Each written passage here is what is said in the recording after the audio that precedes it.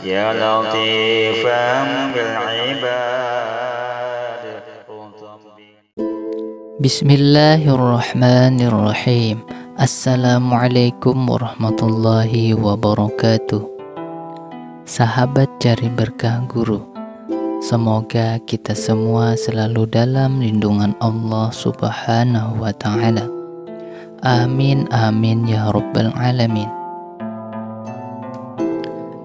13 nasihat Syekh Abdul Qadir Al-Jailani radhiyallahu anhu.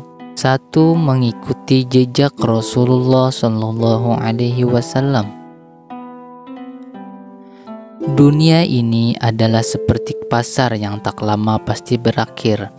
Maka tutuplah pintu-pintu penglihatan manusia dan bukalah pintu-pintu penglihatan kepada Allah Subhanahu wa Ta'ala. Tutuplah pintu kasab atau usaha dikala hati jernih dan tersingkapnya rahasia untuk diri kalian, bukan untuk yang lain, keluarga atau pengikut. Sedangkan usaha, kemanfaatan dan kesuksesan itu untuk mereka, bukan untuk kalian. Carilah apa yang khusus untuk pribadi, yaitu anugerahnya.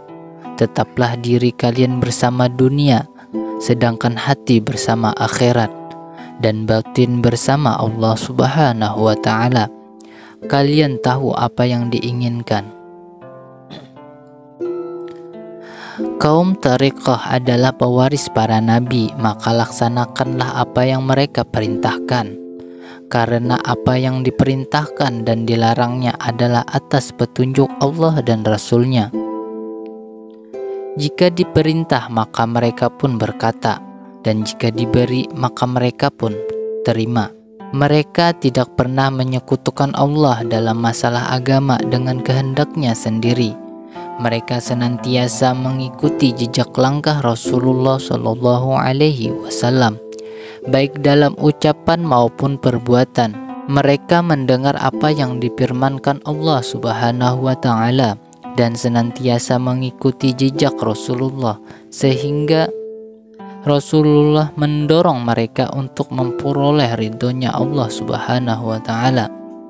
Mereka selalu dekat dengan Rasulullah, sehingga Rasulullah menghantarkan mereka kepada Allah Subhanahu wa Ta'ala. Rasulullah memberi gelar, tanda dan pakaian kepada mereka.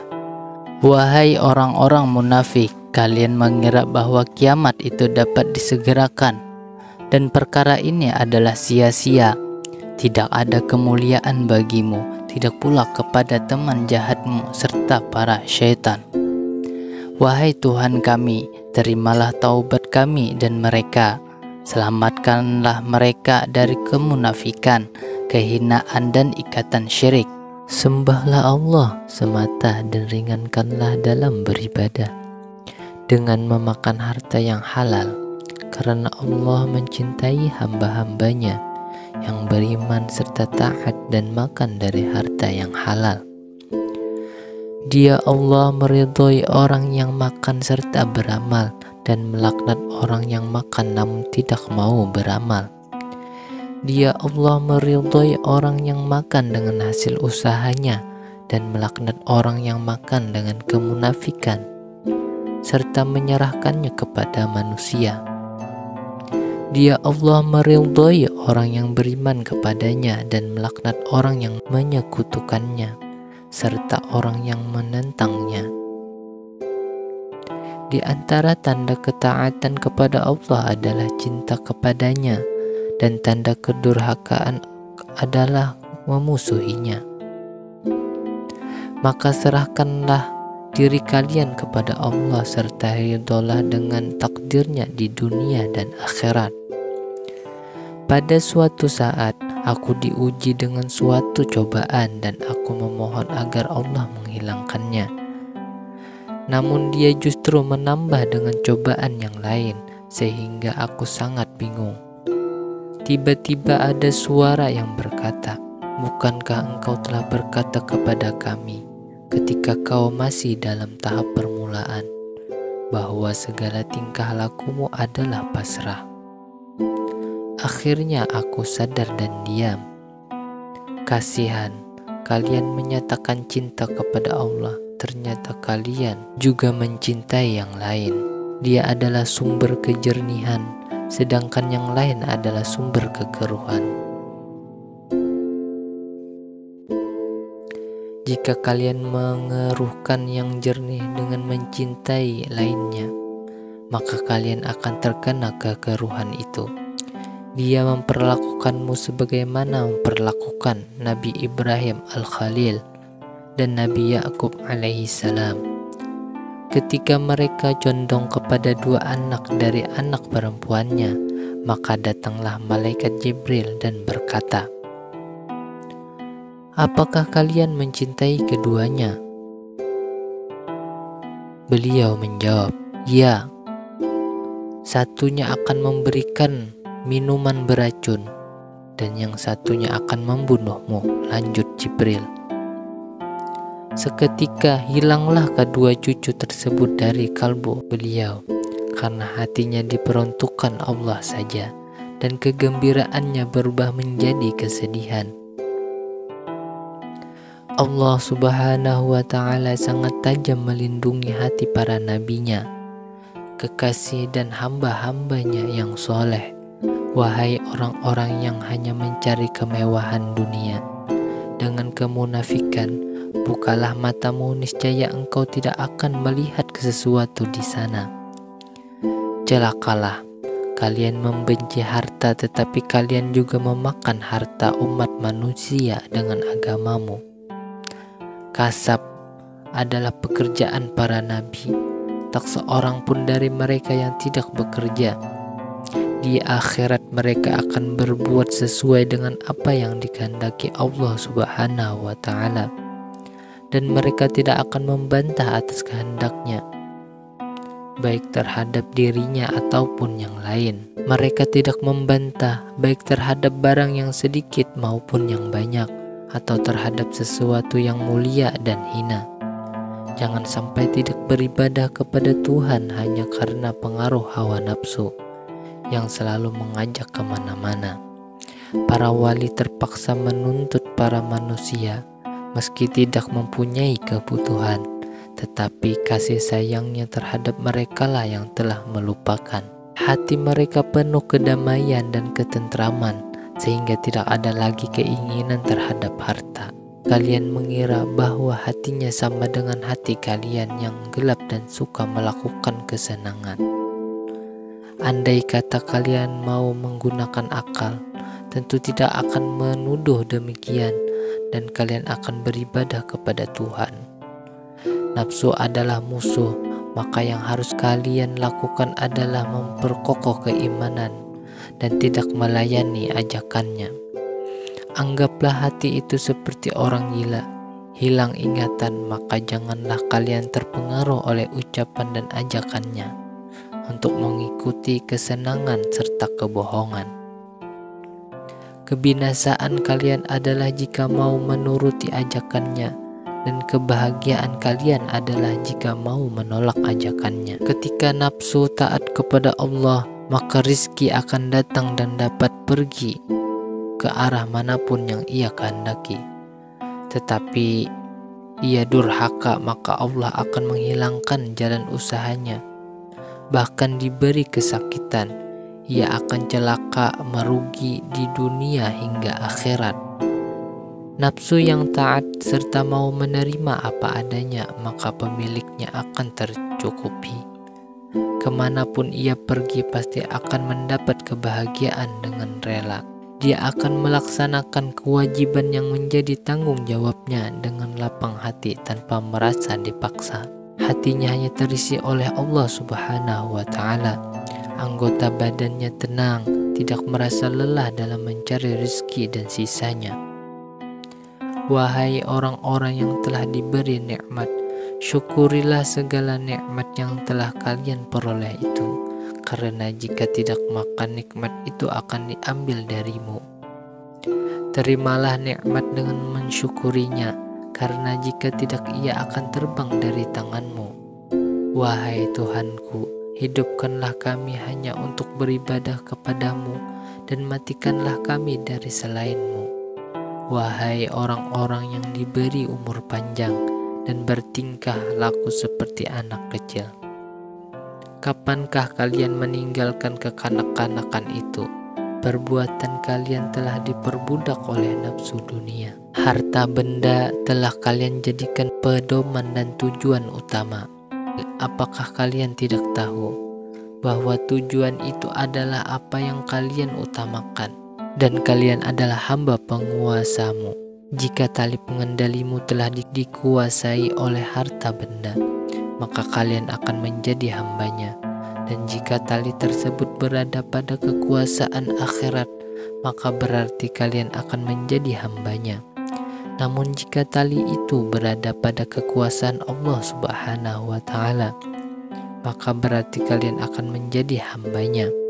Jika tali pengendali kalian berada pada kekuasaan hawa nafsu, maka berarti kalian menjadi budak nafsu.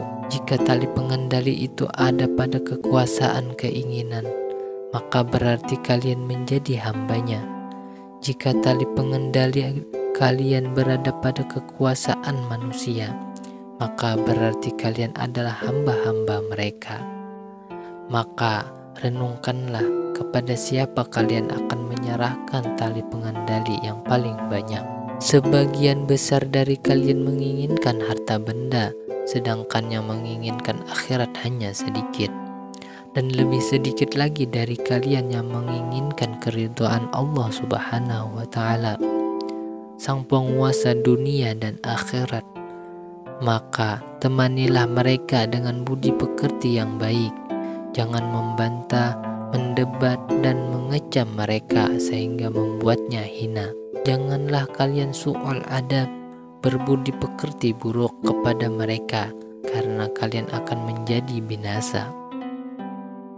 Berpikirlah, kalian akan melawan Allah dengan amal perbuatan.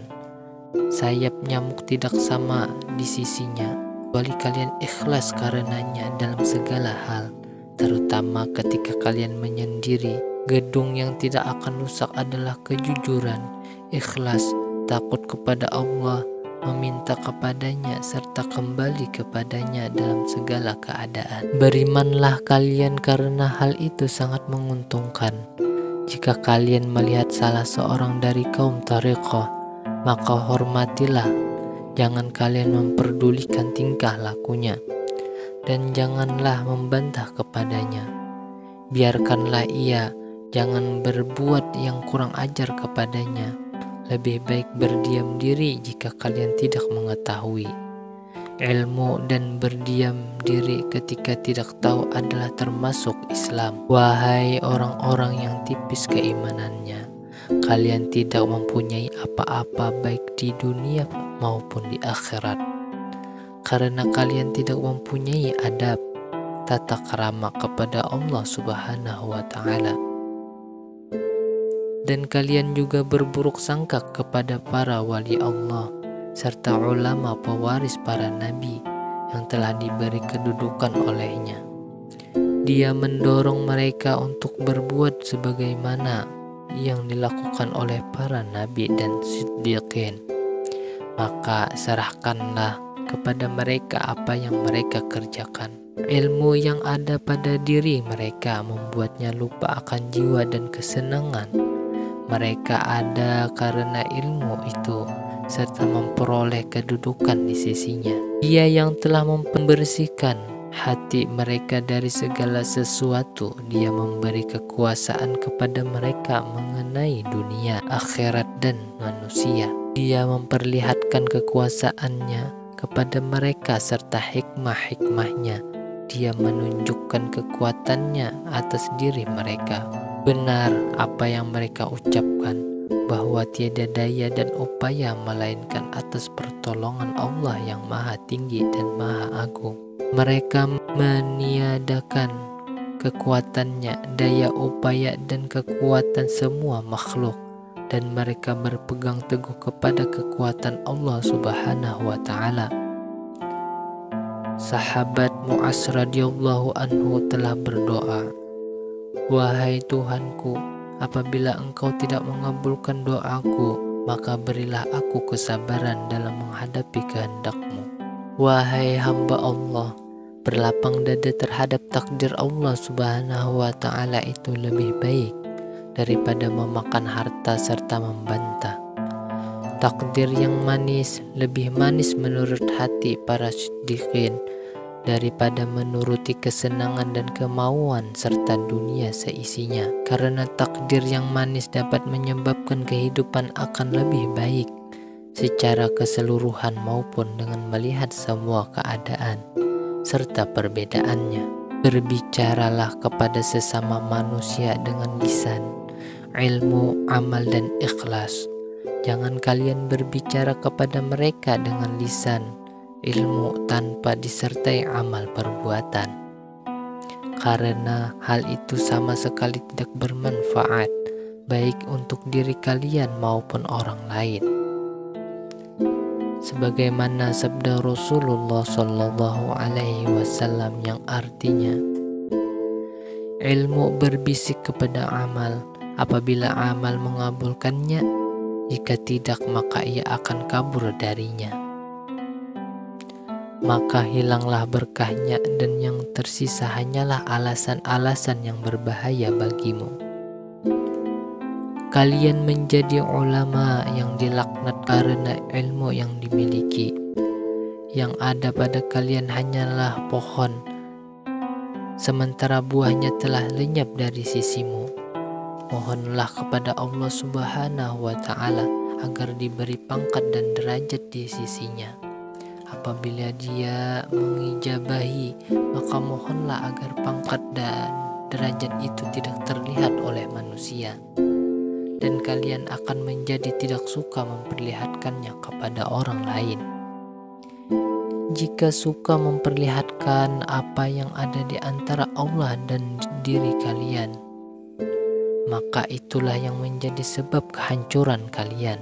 Jauhilah kesombongan karena keberadaan amal, karena akan mendatangkan laknat Allah. Janganlah banyak bicara, dan jauhilah perasaan senang diterima oleh manusia, karena hal itu sangat berbahaya dan sama sekali tidak ada manfaatnya. Janganlah berbicara meskipun hanya satu kalimat, sampai bertanggung jawab terhadap urusan itu dan di hati kalian muncul ilham dari Allah Subhanahu wa Ta'ala. Bagaimana mungkin kalian mengundang banyak orang ke rumah tanpa menyediakan hidangan untuk mereka? Itu membutuhkan tempat untuk dijadikan dasar bangunan. Maka galilah bumi hati kalian sampai muncul hikmahnya. Kemudian bangunlah dengan ikhlas, bersungguh-sungguh dengan amal saleh, sehingga gedung kalian menjulang. Setelah itu undanglah mereka ke rumah. Wahai Tuhan kami, hidupkanlah jasad amal kami dengan nyawa ikhlas. Apa manfaatnya menjauh dari manusia sementara mereka masih melekat di hati kalian? Tidak, sama sekali kalian tidak mempunyai kemuliaan dan tidak pula untuk kesendirian. Jika kalian menyendiri sementara manusia masih melekat di hati, maka kalian akan duduk sendiri tanpa ada yang menemani. Sedangkan ketentraman itu adalah karena Allah Subhanahu wa Ta'ala. Akan tetapi nafsu, syaitan, dan kesenangan itu adalah teman-teman kalian. Apabila hati kalian tentram karena Allah, maka kalian terlepas dari manusia, meski berada di antara keluarga dan kerabat. Jika telah merasakan ketentraman hati, maka hilanglah kewujudan dari kalian dan hiduplah indera batin. Kalian dapat melihat anugerah dan pekerjaannya, sehingga kalian rela hanya kepadanya dan tidak kepada yang lain. Barang siapa yang setiap saat mengamalkan agama tanpa mengharap apa-apa di atas dan di bawahnya, juga tidak mengharapkan sirna maupun tetapnya keadaan, maka sesungguhnya ia telah berhasil. Mereka telah dijauhkan dari manusia dengan seizin Allah Subhanahu wa Ta'ala. Wahai orang-orang yang dibuat mabuk oleh kesenangan dunia, sebentar lagi kalian akan dimasukkan ke dalam kubur. Ya latifan bil ibad